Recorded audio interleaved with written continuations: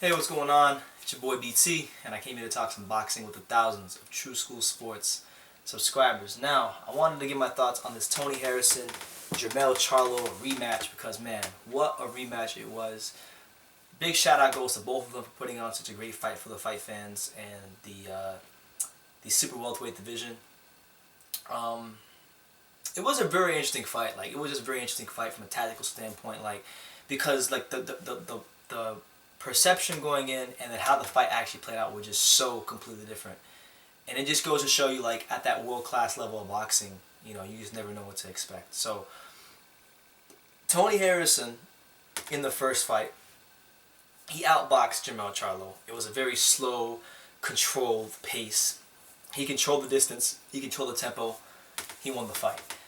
The perception going into this fight was that all Jermell Charlo had to do was push the pace, and that he was going to bum rush Tony Harrison early on, and that he would, you know, your prediction on the fight for most people, it really depended on who you thought was going to win. You know, if you thought Harrison was going to win, you thought Jermell Charlo would come and bum rush him, but that Tony Harrison would stay composed and outbox him until a 12-round decision. Now, if you thought Jermell Charlo was going to win, you thought the Tony Harrison first fight was probably a fluke, and you thought that when he put that pressure on immediately, he was going to fold up just like a blue steel chair, like on SmackDown. You know, shout out to The Rock. But that's not what happened. We got such a different fight. We got the pure technical boxer in Tony Harrison. We got him to sit in the pocket. You know, we saw him throwing 3-4 punch combinations, doubling up his left hooks, just showing a different variation of combinations, but sitting in the pocket in many cases throughout the rounds, winning the exchanges. At the same time, we did get Jermell Charlo in spots. You know, he didn't bum rush Tony Harrison like people thought, but he was in spots of the fight, you know, trying to push that pressure. But every time it seemed like Tony Harrison had an answer for him. So, to be honest with you guys, like my dad was doing the live here on YouTube, and I was watching the fight live with him. You know, in the chat section, and I was scoring the fight in the comments with the people that were there. So if you were there for the live fight reaction, thank you guys. I had the fight I had it wide. Like, I thought Tony Harrison had lost maybe one round.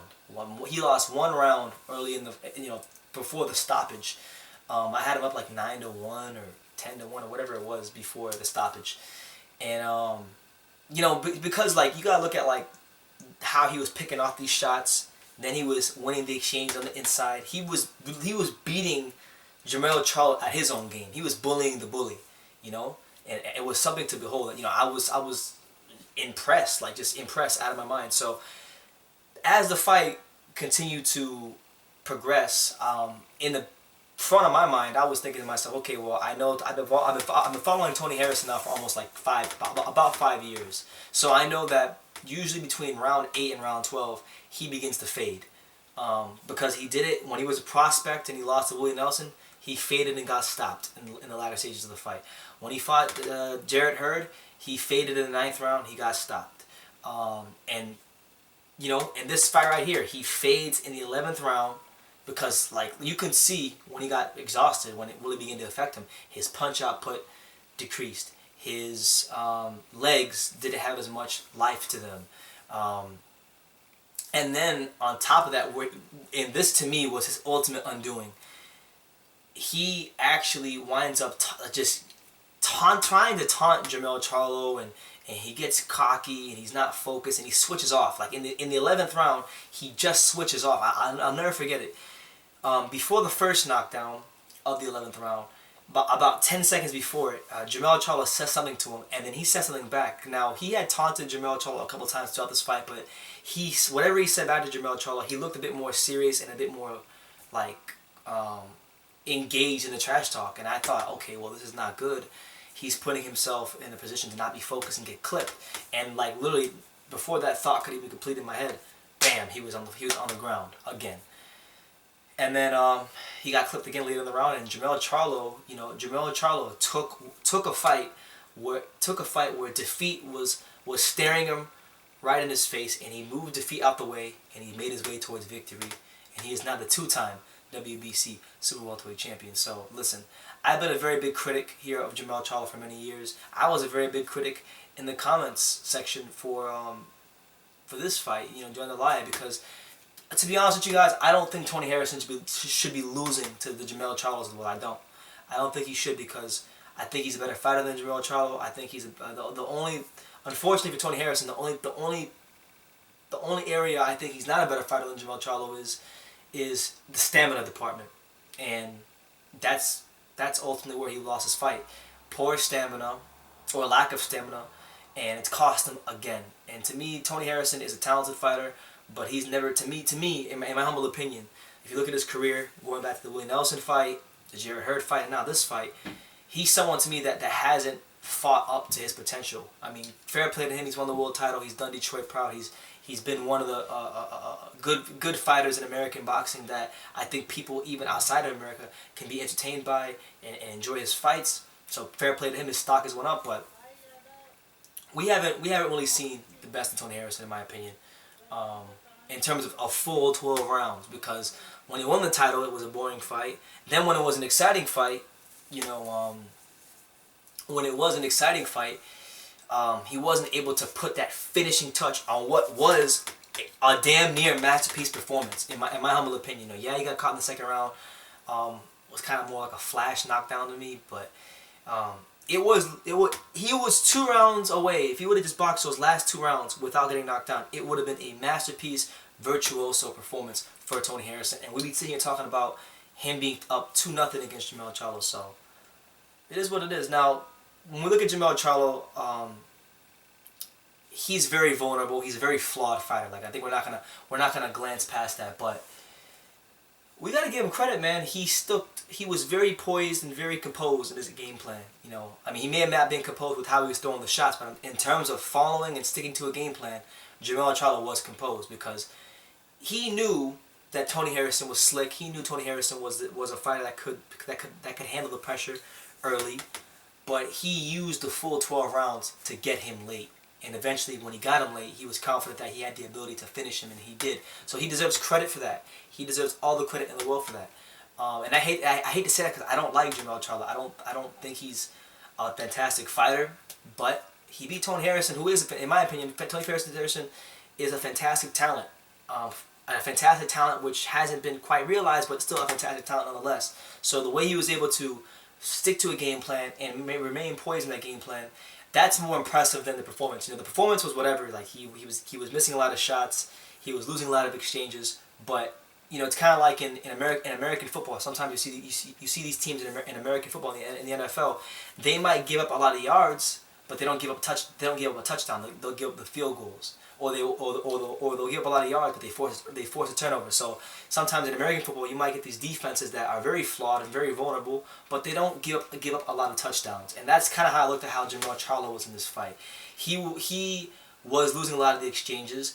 Tony Harrison was placing a lot of shots up top and downstairs really, really well, but they weren't hurting him enough to the point where he got stopped or dropped or anything like that. So he was content to get touched. And you know, to be fair, Jermell Charlo does deserve credit, because there were many times, even in the rounds he was losing, where he was giving some great body shots of his own. So those body shots, I believe, paid off in the end. Tony Harrison's lack of stamina costed him in the end. And what we ultimately got was one of the fights of the year. Might be the fight. It's got to be in the running for fight of the year. It was one of the best fights of the year because of the build-up first. The build-up had a big fight feel to it. Then the perception going into the fight was so different from how it actually played out. And then you had the smarts, and the aggression, the controlled, tactical aggression of Tony Harrison in this fight against the kind of out-of-control aggression from Jermell Charlo. But it was the out-of-control aggression from Jermell Charlo that exposed the biggest weakness in Tony Harrison, which was his stamina. So it was a classic fight, and this to me has become, you know, who would have thought, but this has become one of boxing's best rivalries. And I really think, in my heart of hearts, like, I know there's a lot of talk right now of Jermell Charlo going to unify the division and fight Julian Williams. And if Julian Williams wants to give him the opportunity to do that, then fair play to him. You know, he's earned that right by beating Tony Harrison and the way he's done it. You know, he didn't leave it up to the judges this time, but I really think they should run it back a third time before either one of them does anything, because this is what's gonna happen. I'm gonna tell you what's gonna happen. If they don't fight immediately the third fight, this is exactly what's gonna happen. Okay, Jermell Charlo will go and fight Julian Williams. and that'll play out however it plays out. But then I think Tony Harrison, he's going to be used as a, they're going to try to use him as a stepping stone for Erickson Lubin. I really think so.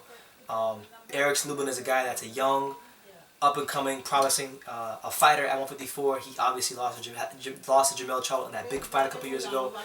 But I really think they're going to attempt to use Tony Harrison against Erickson Lubin. And you know, to Erickson Lubin, you know, it's you know, I don't really like the guy. I've had some run-ins with him as far as, you know, he doesn't like how I talk about him or how I've talked about him in the past. Fair play to him. It's America. You know, he has an opinion. But you know, Erickson Lubin, you know, he's more than capable of stopping Tony Harrison. I'm not just because I don't like the guy doesn't mean I would acknowledge that. He's a fighter that's coming into his own. He's maturing. He's getting better. And I would just hate to see, like, you know, Tony Harrison might still beat Erickson Lubin, but he might not. So if they use Tony Harrison in the Erickson Lubin fight and he gets stopped by Erickson Lubin, then Jermell Charlo is just going to go on with his career. And then, you know, I don't know, man. I just think the fight the second fight was too good for them to not run it back. You know, Jermell Charlo gave Tony the opportunity. Tony gave Jermell the opportunity on a year layoff. He really could have taken a tune-up fight if he wanted to. And to be honest with you, I think he should have, because that might have been a factor into why he was so bad, or not so bad, but why he faded so much in the latter rounds.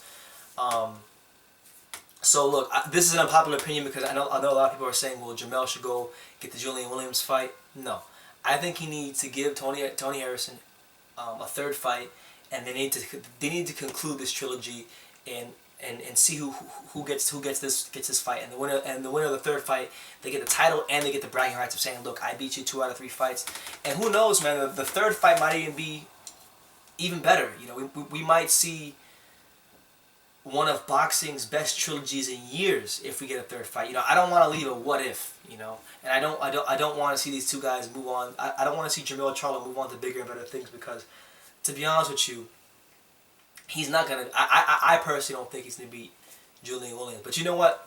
Jermell Charlo many times in his career, I don't think he's gonna beat somebody, and he keeps beating him, and he keeps beating him, and he keeps beating him. So I give him some credit. He's better than I think he is. I'll hold myself and say he's better than I think he is, but I don't think he's at that Julian Williams level, because Julian Williams he's literally Tony Harrison with better combination punching, better stamina, and better punching power, you know, or maybe about the same punching power, but better stamina and better combination punching. He's basically Tony Harrison. He can fight just like Tony Harrison, but then he has an extra gear he can get to that I don't think Tony has right now. So we're on the third fight back. It was a great second fight. Fair play to Jermell Charlo. I was rooting for Tony Harrison. I'm a Tony Harrison fan. Have been for years. I want to see him get the W. But yeah. Let me know what you guys think. Like, why do you think Tony Harrison did so poorly in the last couple of rounds? Was it because he just switched off, or was it because that's how he's always been in his career? And, you know, is Jermell Charlo better than I've given him credit for over the years? Are there things that in that fight I haven't mentioned in this video about Jermell Charlo's performance that maybe I overlooked? Because I thought the positives before the stoppage were that he was doing some great body work. But aside from that, I saw a guy losing the exchanges. I saw a guy that was really just losing the fight soundly. But the best, and again, like I said earlier, the most impressive thing about this fight isn't the knockout or the body work. It's how he stuck to his game plan. And I know that's such a vague thing to say, because fighters say, oh, we stuck to our game plan. But no, he really stuck to his game plan, because he was getting outboxed so soundly. Like the first 9 of the first 10 rounds. He lost 9 of the first 10 rounds, no doubt about it. Lost 9 of the first 10 rounds. But then for him to rally back in the 11th round, get a knockdown, and then finish the job, you know, it's just you got to give the guy credit. Even if you don't like him, you have to give the guy credit, and you have to put some respect on his name. So we'll put respect on Jermell Charlo's name, but before either one of them moves on with anything, a third fight is in order. They have to conclude this trilogy. The second fight was so good, the fans enjoyed it. This is great for boxing. This is particularly great for American boxing, because, you know, it's rare in America where we get the best fighting the best, but, you know, these two are the best. These are two of the best fighters that the division has to offer.